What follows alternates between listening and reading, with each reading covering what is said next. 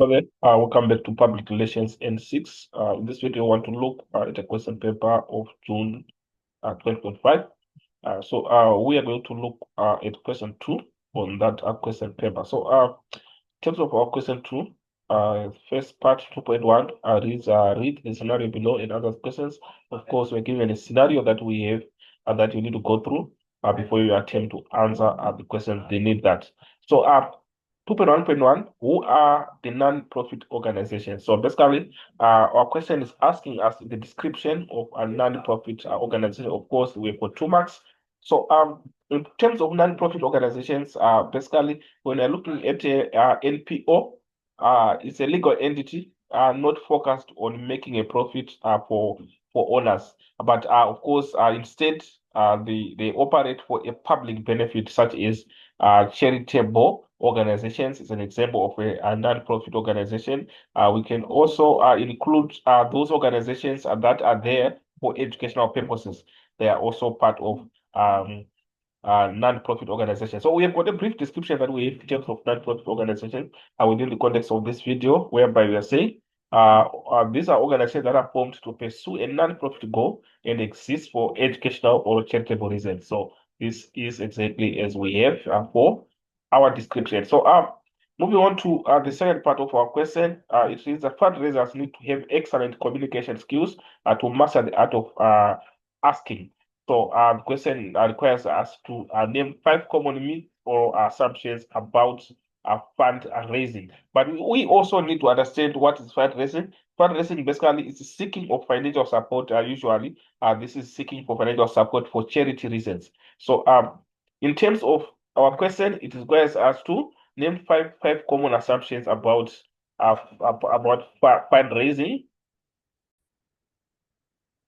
So one of the basic assumptions of fundraising is that fundraising is regarded as a begging activity. That is a general assumption that we have.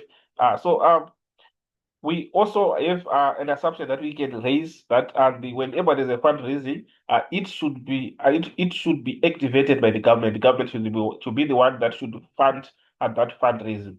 That's because the government is in charge for public services. So from that point of view, it is seen as the a funder of those activities that include fundraising. In terms of those are myths or assumptions, we also have them as listed in our answer section, whereby we are saying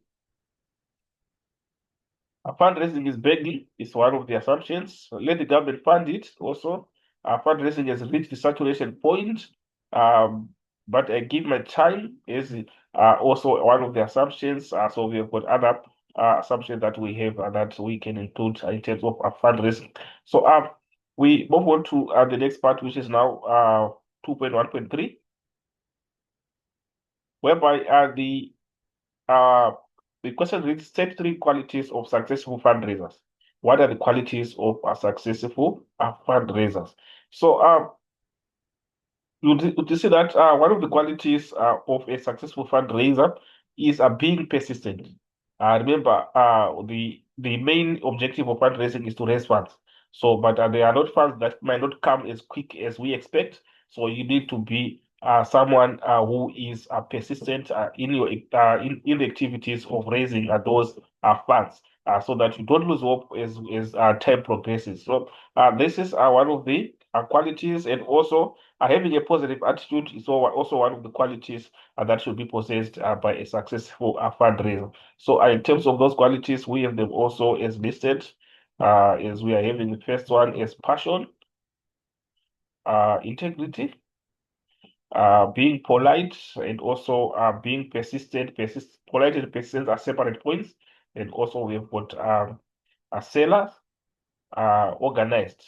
These are basically the qualities that should be possessed by a successful fundraiser. Of course, the next question now, 2.9.4, what are the 3 tips to overcome the fear of asking? What are the 3 tips that you can raise in terms of overcoming the fear of asking? And of course, the tips that we can give is we can give the tip of having a positive attitude, We can also give the another tip that we can give is professionalism. Having a professionalism can also be another tip that we can give in terms of that. The tips for asking that we've got preparation, a professionalism, a pride, a persistence, a punctuality, a positive attitude. So basically, these are the tips that we have for asking. So moving on to our 2.3, you're given a scenario of Makufe back with a bang. So of course, this is the information that you need to read before you attempt to answer the questions that are below that.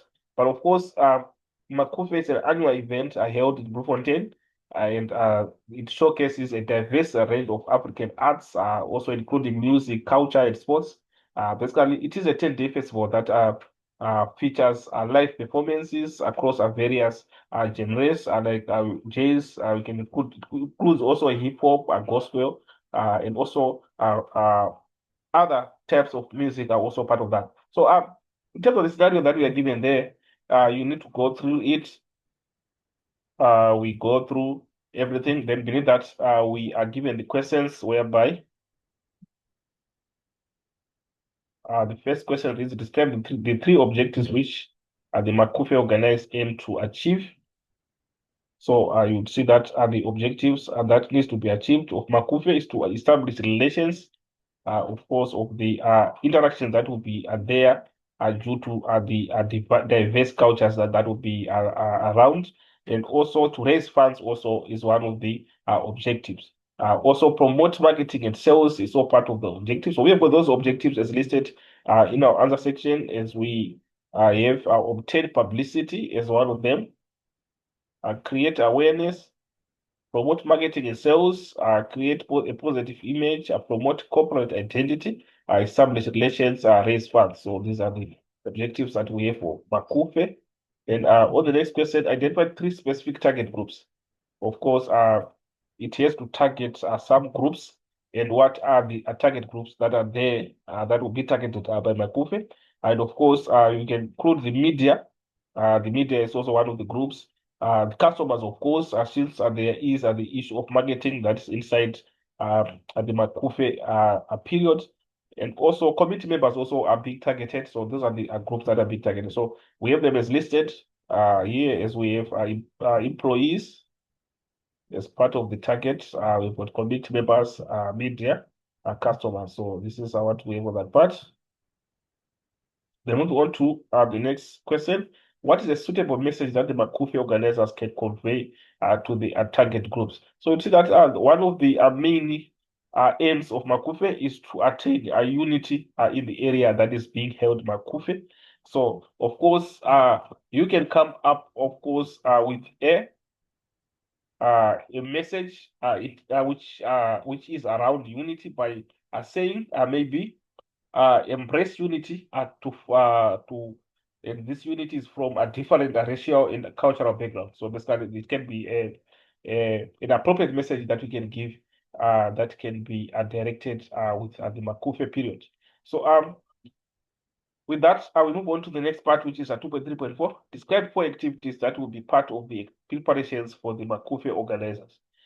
So what are the activities? Of course, the question requires four activities. So in terms of activities, we can include the issue of venue preparations, of also catering can also be a part of those activities. So we have those activities also as included in our other section, as we have the activities in this part, whereby these are part of the activities that can be there, activities that will be part of the preparations for the Makufe organizers. So we move on to 2.3.5. At least any 2 items for which the Makufe organizers have to budget. What are the 2 items that you think can be budgeted? And of course, we can talk about stationery. Obviously, stationery will be one of the items that will be used during the period. Also, they can the budget for guest speakers due to the events that will be taking place. They can also have a budget for venue preparations. Obviously, the venue preparations also need to be funded. Those are some of the items that can be budgeted. Of course, the question requires you to come up with two. So we have also a list of those that can be budgeted, whereby we are talking about venue operations, venue preparations, and then equipment, printing, stationery, guest speakers.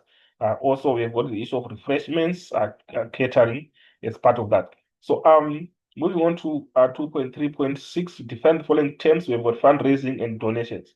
So of course, we have defined the term fundraising. We have those is defined in another second, but of course, a fundraising is seeking of financial support and usually of a charity nature. So this is a fundraising. So we have that description as a given in our other section, as we are saying. Fundraising is a process of seeking financial support for a cause in a non-profit organization. And then in terms of donation, it's a financial and material support given to parties without expecting anything in return. So obviously, there is no expectation of return whenever a donation is made. So this is what we've guys according to our question 2 of the question paper of June 2025. So thank you for listening, and hopefully the video was helpful. Let's meet again in the next video.